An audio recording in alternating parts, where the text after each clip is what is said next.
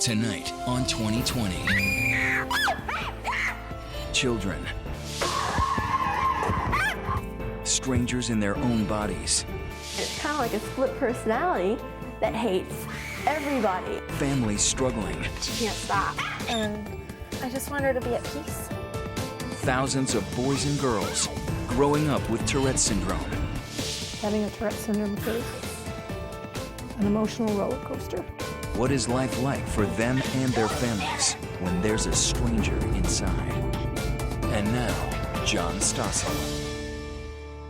Good evening. Elizabeth Vargas is off tonight. What's more important when you're growing up than fitting in, being one of the gang? So think about what life is like for kids who have Tourette syndrome. They're shunned often and mocked for behavior they can't control. Yet about 1 in every 1,000 children suffers from Tourette's. Tonight you'll meet 4 of them. Courageous young girls who let Jay Shadler into their homes and lives to see again what they go through.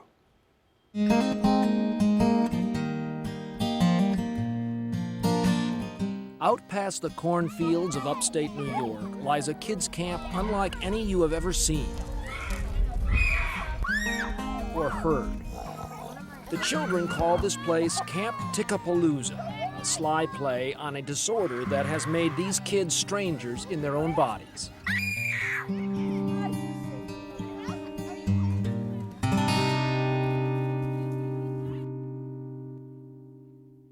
It's my first year coming to it, so I don't really know a whole lot about it or anything.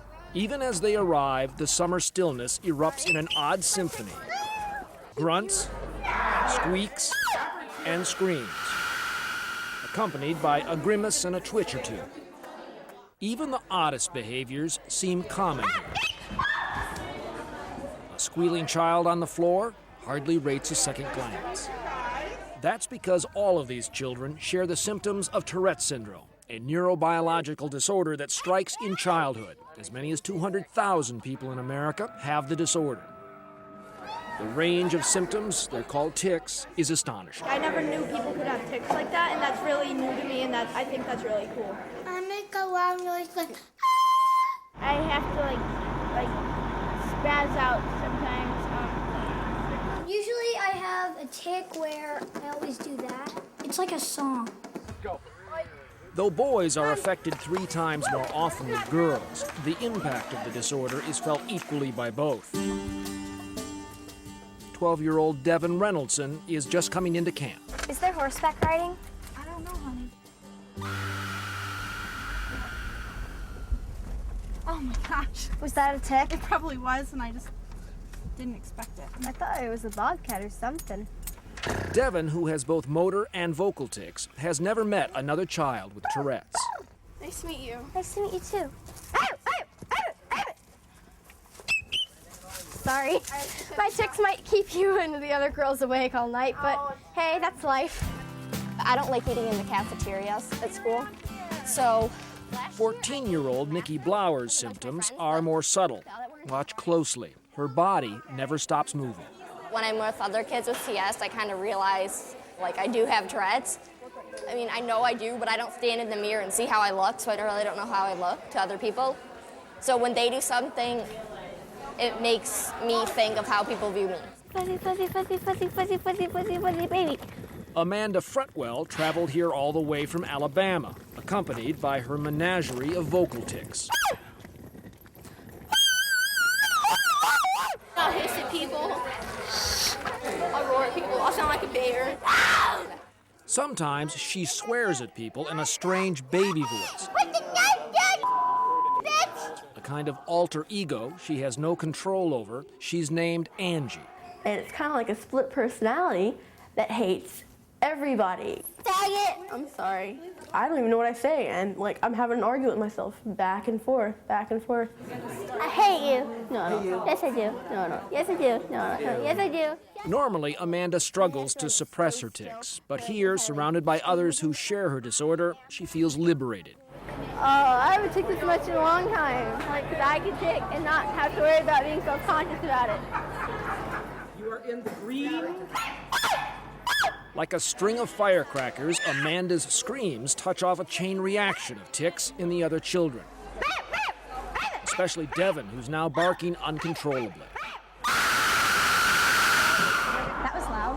Oh my goodness. Within minutes, the whole place swells in a crescendo of ticking children. Interesting.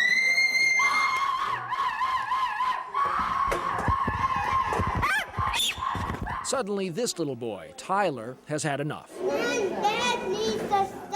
Tyler has Tourette's too, but even he is getting annoyed by the noise. I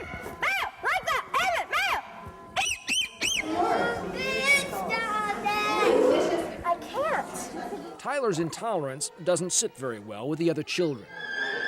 It got me really annoyed because I know he has it too, and people probably say that to him. I know he like is understand basically. But He was saying, "Stop that! That's annoying! That's so stupid! Please stop! You're hurting my ears." I mean that's why we're all here basically, like to help like learn about it and understand other people. Isabella is 13.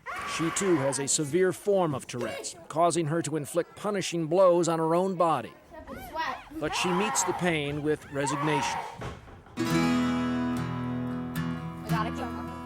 All of these children, physically and socially, have felt the sting of Tourette's, and so have their families. Okay. Devin's mother has come here as a counselor. I wanted to give her a place where she felt understood and didn't feel judged by other people. You're my favorite character.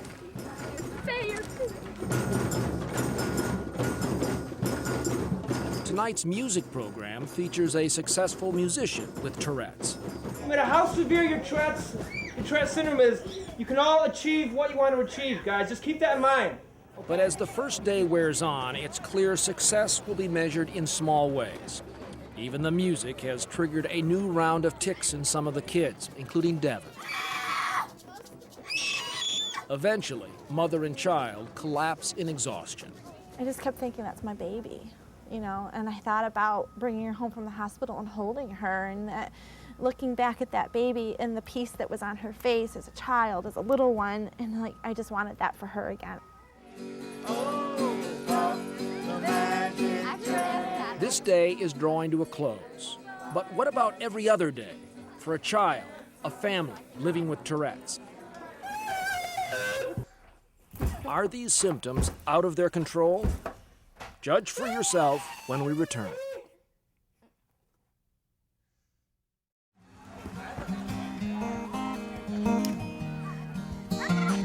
From the first moment we met Isabella Constantino, it was clear she had a severe form of Tourette syndrome. Like others with Tourette's, Isabella's symptoms mysteriously rise and fall in severity. My mom's like was like this every time I hit myself or like I have to punch myself. Isabella's symptoms can seem so overwhelming, people sometimes overlook the sweet spirit who lies within. The stars in the hazy heaven tremble. The one who sang to us when we came to visit her at her home. Darling, I love you. The one who dreams of being an actress. Do you think you like being on stage? Yeah, but I like movie acting better. I like being in front of the camera. And the one who writes poetry. Snow, snow. Here comes the snow.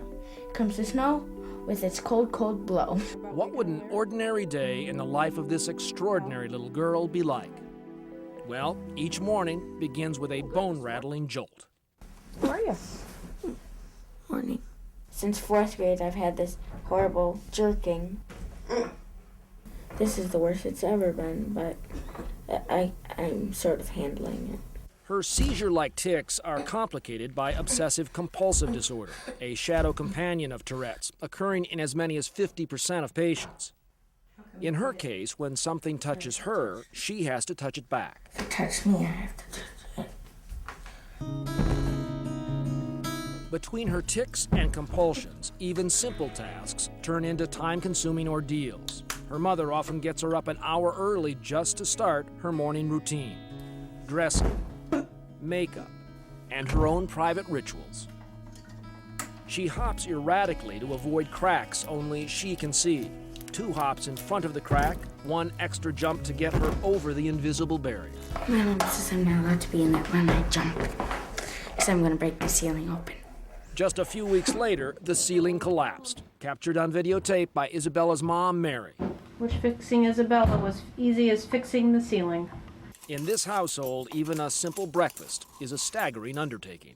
Well, my OCD, it makes me toss a plate up and down, even with food on it. I can't sit in a chair because my knees might touch the table and my elbows and my chest. I had to bang my head as hard as I could against any hard surface. If something didn't feel right, I'd have to punish it by hitting it.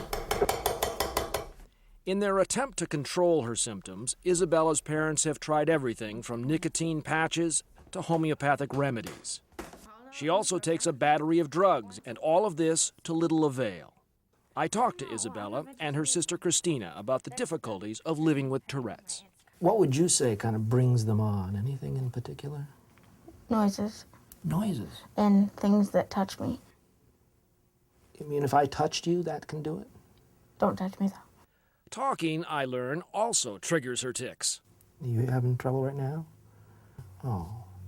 Within minutes, Isabella had experienced a dozen or more tics, many preceded or followed by what she calls her freeze frame moments.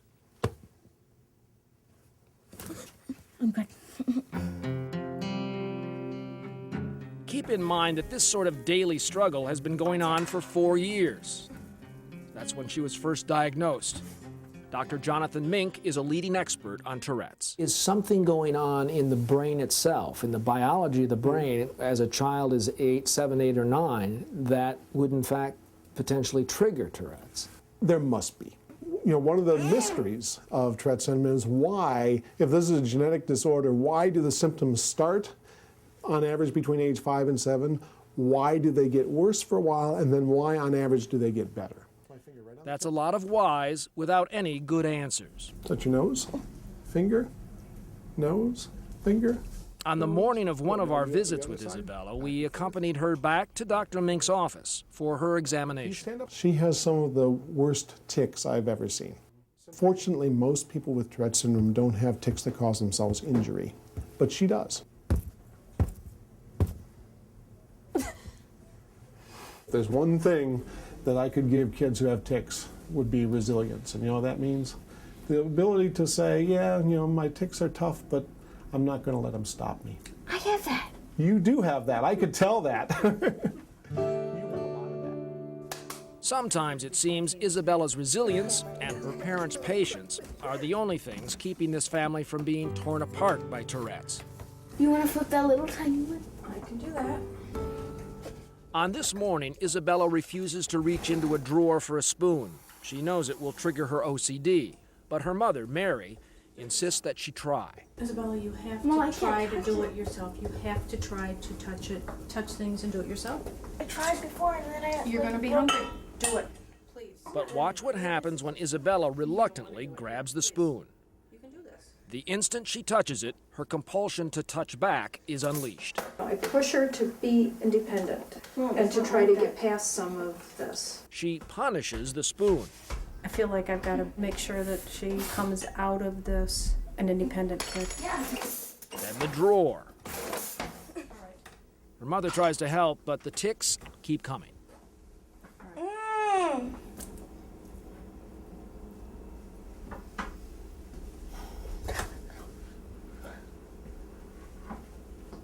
I just need you to get the spoon out. I can't believe how bad she is this morning. It's very hard. It's hard to watch it. This is not a pretty part of our lives. Sorry. It's so much easier just to go in and help her. I can't. I can't. I'm her mother. I can't do that. Well, you should do that because you're my mother. You should want to help me. Tell me about how you think your parents are dealing with all of this. My mom, she's just getting really stressed. I bet. Have you seen the strain on them? Yeah. Yeah. Yeah. Both of us have. Really? That must make it even harder for you in some ways, I would think. I mean, you don't want to feel like you're making your parents stressed. I know. I'm always like, I'm sorry. I have my moments, sure. I mean, this is not what you expect when you have babies. Clearly, dealing with Tourette's within your family and the privacy of your own home is rough enough. But imagine coping with the disorder in a public school classroom. When we return, both Isabella and Devin face that traumatic test with very different results.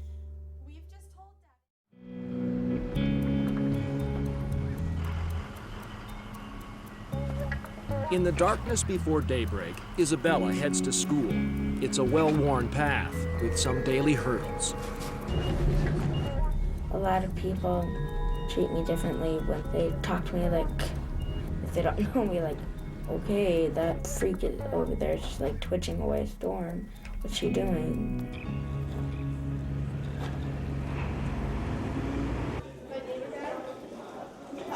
My friends, I don't really think they understand. When I told my little offbeat friend that I have a tic disorder, she went, oh my gosh, you mean like you have tics right now? Like they're biting you? Not surprisingly, Isabella's tics have made staying in school, focusing on assignments, a struggle. You had a hard time at school. I can't concentrate in school. I'm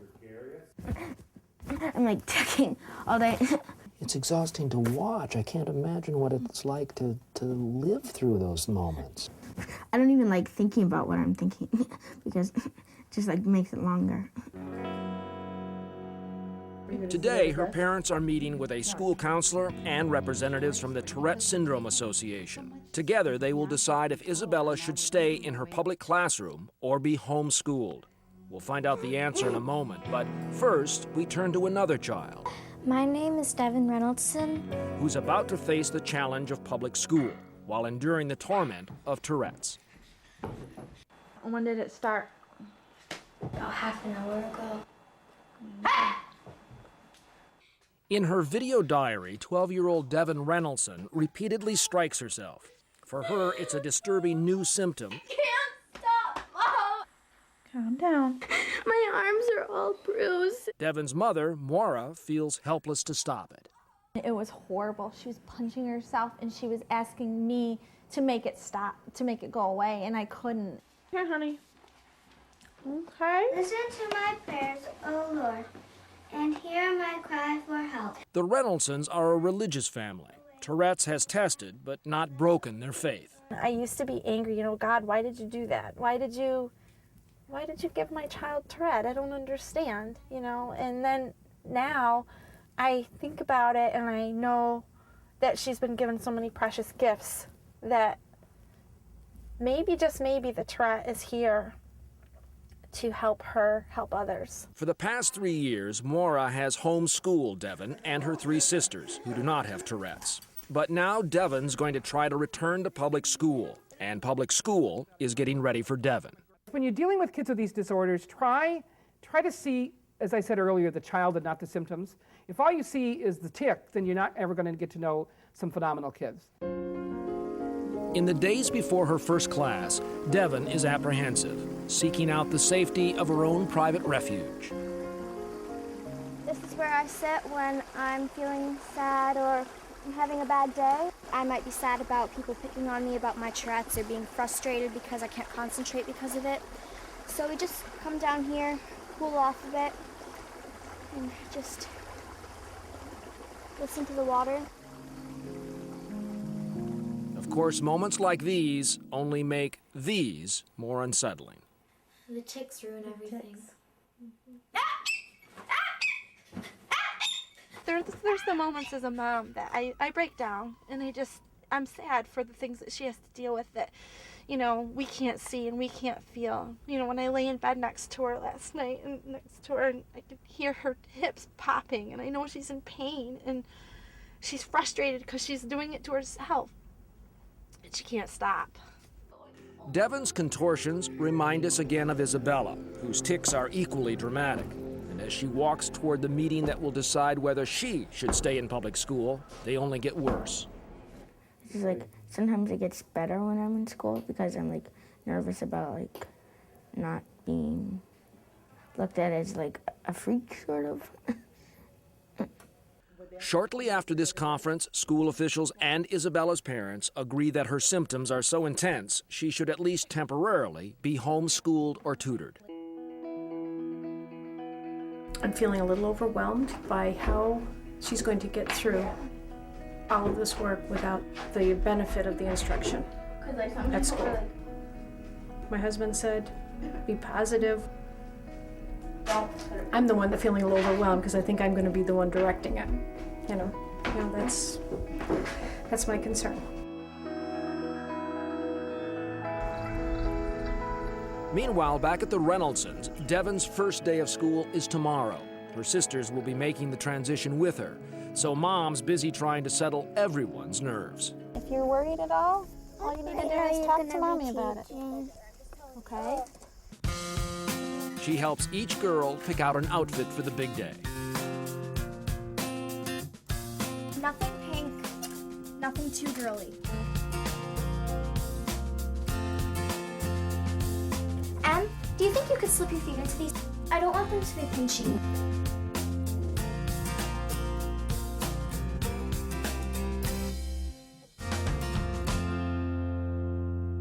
But the comfort doesn't last long. Stress is often a trigger for Tourette's, and Devon's approaching return to public school is an enormous stress. On the eve of her first day, Devon's symptoms start early and last deep into the night. I finally laid down with her about 2 o'clock in the morning, and she was just ticking like crazy and very nervous for today. Dev? Hey, honey. How are you this morning? Tired. Yeah? It was a rough night for you, wasn't it? Mm-hmm. I'm a little worried about her this morning. How you feeling today? Nervous. Okay. You want to say a prayer together? Start our day? Okay, hold my hands. Dear Lord, please just give her the words and the courage that she needs to get through this day and to feel successful. In your son's name, amen. Amen. Okay? Okay. Everything will be okay. All right? A prayer and a promise. You can be anything you want to be. Tourette's doesn't stop you. And it's off to school. In a moment, Devon's first day of public school. Devon tries to hold her tics in. It's the same thing. It's all she can think about. Will it be her last?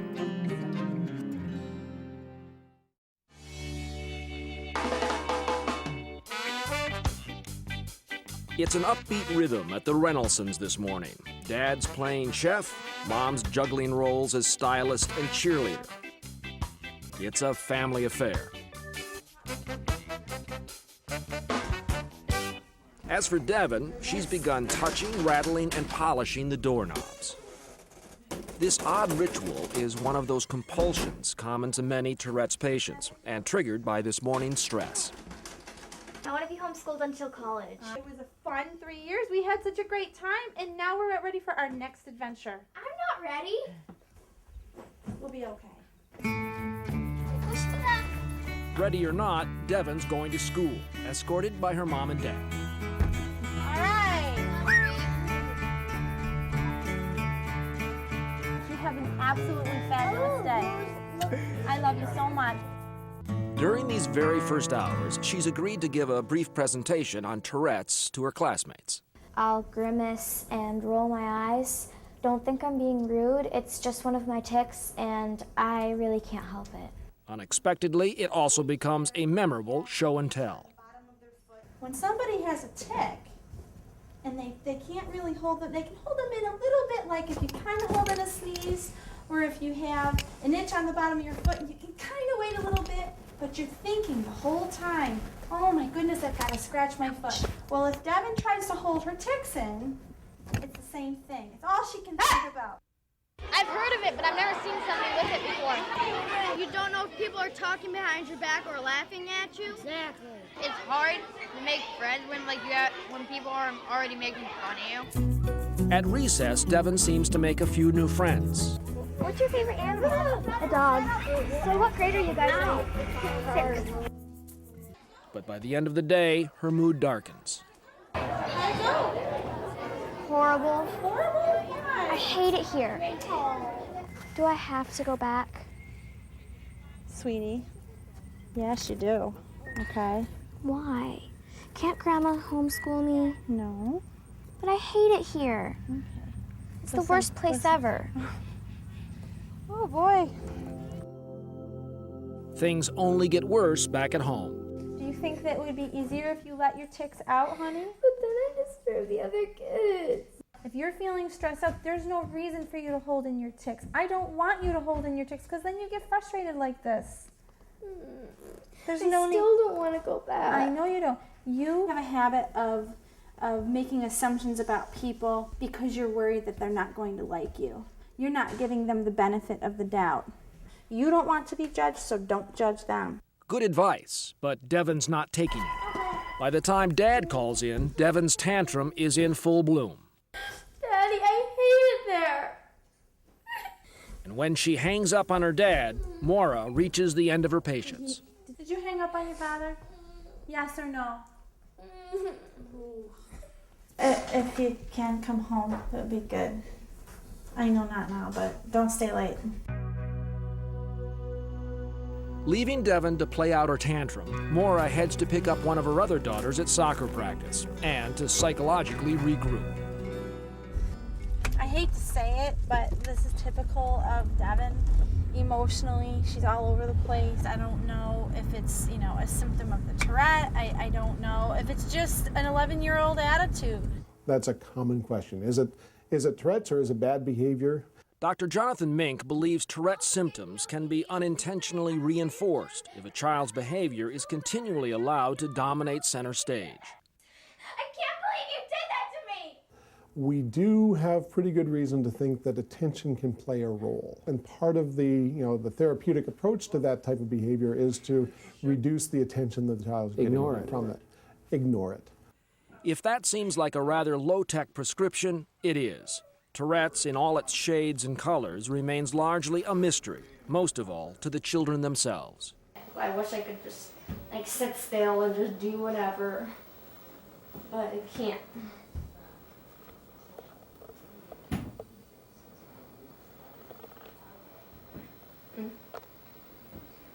There's no way you can, cover these up. Come on, Susie. Nikki Blowers and her family live on an alpaca farm in rural New York. In her video diaries, she seems cheerful and well-adjusted to living with her disorder and her tics. I love to cook. And one thing that I found is that when you throw your arm out, it could be dangerous when you are cutting with a knife. Cooking poses a bit of a problem. And I have a solution to that. Old ways cook alone. But Nikki's rebellious body exhausts her. All these physical symptoms exact a punishing emotional toll. These episodes are the emotional counterparts to motor and vocal tics. You're just so crazy. You have absolutely no recollection of what happened. Of course, what Nikki doesn't remember is hard to forget for her parents. It's really tough some days. Having a Tourette syndrome kid is an emotional roller coaster. You want the best for your kids like any kid, any mom. And some days you think, I just can't do anymore, I just can't take it. Don't stand there! And you just want to walk away. And sometimes I do. I just go for a walk and say, I just have to get away. A good percentage of children with Tourette syndrome have what we often call rage episodes. It's like a toddler temper tantrum, except it's occurring in an older child, where something just triggers this episode of uncontrollable anger, lasts for 20, 30, 40 minutes, and then it's over. Cole, can you please try to sit up and let's calm down? It's not a willful, intentional, premeditated or calculated behavior. And most of these kids, after it's over, feel remorseful. They're kind of tired. They wished it hadn't happened. Like other patients, Nikki has tried various medications, but their side effects, according to Nikki's mom, have been disturbing. You tried to jump out of your second floor window. You tried to jump out of a moving car. You said you wanted to cut yourself. Hearing your child say they want to die is pretty hard. There's an emotional side to it, which That's what really gets me. The physical tics you can deal with and you can live with and you can get on. But when you're putting emotional strain on your family and your friends and yourself, I think that's the hardest part for me. When we come back, a bizarre and profane collection of tics strikes Amanda. So you calling me crazy? And the novel surgery she tries to stop them. Will it work? We'll be right back. Even when surrounded by kids with Tourette's, Amanda's screaming tic stands out in a crowd. Anything can trigger a tic, even a stray barking dog. See, when he barks, I have to bark sometimes. Because I don't know, I just have to feel like the urge to bark when I see a dog or something. What does the cabins look like? At home in Alabama, where Amanda is a top-rated student, she's isolated by the strangeness of her disorder. Person or idea, whatever it might be. Every moment she struggles to suppress those piercing shrieks. When you hold it in, it kind of makes you feel sick in your stomach, and it can give you a headache, and that can actually just make it worse later on. And it's kind of like the equivalent of just wanting to pass out. Most of her classmates can't help but know she has Tourette's. But that rarely stops the stares or the awkward glances. So Amanda spends a lot of time in the nurse's office. So do you think that's what you're avoiding, is noise and crowd? And Yeah, noise and crowd, the staring and the people. Well, you know, you can talk to me if you need to, right? Mm-hmm. In here, she can take refuge from everything but her tics. I usually go in the bathroom and scream for a while. Sometimes I have to scream through my throat, but it doesn't hurt at all. And I have to do it like 3 times. And if I mess up one time, just like one time, I have to do it all over again. But while her screaming tic is painful, her cursing tic, a rare but well-known Tourette symptom, is humiliating. It's kind of embarrassing. To be out in public and have that happen, it's kind of embarrassing. Amanda's collection of symptoms sometimes alienates her even from her own family. If you're at school and walking beside me and screaming and stuff like that, yeah, I'd be embarrassed. My mom's embarrassed of it. Mm-hmm. She is? I think she was. You cause a lot of problems. I know. Yeah. You cause a lot of the problems. I know. A lot. Money-wise, family-wise, everything. For several months, Amanda taped video diaries of her life with Tourette's. Here, she is interviewing her mother, who makes a remarkably candid confession. So how do you feel about my Tourette's again? Well, Amanda, you know I love you, of course. You know, parent always loves a child no matter what. But, you know, your Tourette's is pretty stressful. I mean, I hate the fact that we go out to a movie and you're going to start ticking, and I'm embarrassed about it. Both of Amanda's parents may have had minor, undiagnosed Tourette symptoms when they married. Although most cases seem to be genetic, the exact cause of Tourette's is still unknown. I mean, just because I have Tourette's doesn't mean I'm a freak. It's just something I do. Or have. When she starts interviewing her sister Jessica, Amanda's raw, even profane tics kick in. About it. Boobies, they should already know what it is. Boobies, sorry. And they should know how to help her and support her so that... I'm sorry. Look at those honkas. That strange baby voice is one of the symptoms of Amanda's Tourette's. So you calling me crazy, whore? As the obscenities rain down on her sister, Amanda is embarrassed and shocked. But where do these dark sexual images come from? Well, the thoughts come from me. Like recently it's been like, okay, there's a white person who's wearing a short skirt in my class, and I'll think short skirt, and then I'll think a lot of skin showing, and then I'll think naked women, and then I'll think whore, and then whore will come out, and I went from short skirt to whore. She says bad words, and that's about everything I know. Emily's like a whore who doesn't do English can't help it, leave her alone. Like so many other things about Tourette's, the cause for these verbal assaults remains unclear. Dr. Jonathan Mink. It is interesting that people often describe that when they're in a setting like sitting in church, or if it's an ethnic slur, when they're surrounded by people of that ethnic group, they feel a stronger urge to do it. They really feel, I can't do it, I can't do it, I can't do it, but I've got to do it, I've got to do it. Like most Tourette patients, Amanda has tried all sorts of medications, including antidepressants, to control her symptoms. But they have also caused her to gain weight, about 90 pounds since just last year. So she and her family have decided to try a more drastic solution, Botox. What does the Botox do? What it does is it blocks the transmission from the nerves to the muscles. They froze the vocal cords, hoping that I wouldn't be able to do my tick. But it seems to help not just for the movement, but for the urge in some cases. It's a needle like this long, and it would stick in your vocal cords, and they'd have you say E, ah, because they have to find the right vocal cord. The process has shown some encouraging preliminary results, with as many as 80% of patients experiencing a significant reduction in symptoms. Amanda and her mom are certainly hopeful. Maybe this is going to work, maybe. I really had doubts. I didn't think it was going to work, but I was like, maybe, because you never know.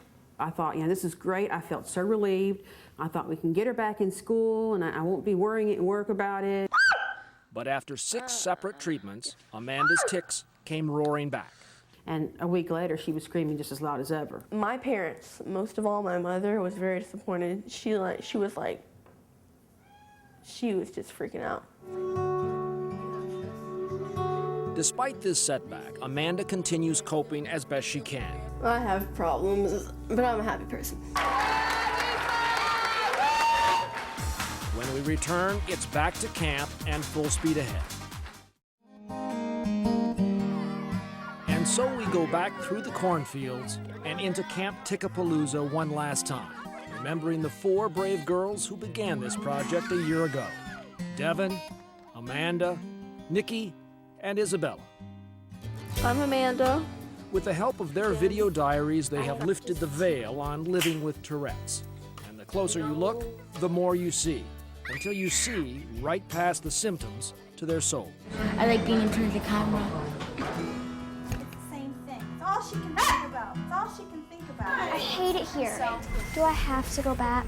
After that first rough day of school, Devin returned and finished the year with straight A's. She's now an ambassador for the Tourette Syndrome Association. People think I'm different, but I'm not. I'm just a normal kid. I just wish they would realize that. Am I learning how to deal with it better? Yeah, it's getting easier for me to learn how to cope with my tics. This year, Amanda's tics got so intense that she had to drop out of school. But the lessons she's learned at the camp should last her a lifetime. Can't really be my friend unless you can take me the exact way I am all the time when you see me. So, that's just me. Hi, and welcome to Cooking with me, Coley. As for Nikki, she decided to launch a pilot for a cooking show. A common misconception is that eating healthy is expensive. A teen entrepreneur with no limits to her dreams.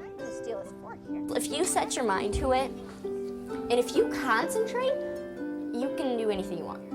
And that's one thing that I believe in. I think I've done a good job at, creating myself and my character. And I'm also a really strong leader. Finally, Isabella. After leaving public school, she settled into her studies, pursued her passion for acting, and got a role in a small feature film. Do you feel pretty confident that will be true? That you won't have to deal with these things when you get older? I won't have to. What makes you certain of that? Because I'm gonna be optimistic. While he's whispering, She has every reason to be. As Dr. Mink told us, if he could make a pill to give Tourette kids resilience, he'd name it Isabella. I just love me. I'm beautiful. Just look at my face. I just want to give myself a big fat hug.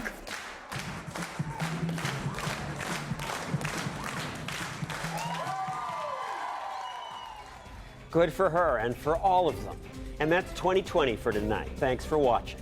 I'm John Stossel, for Elizabeth Vargas, and all of us at 2020 and ABC News. We're in touch, so you be in touch. All the time online at abcnews.com. Good night.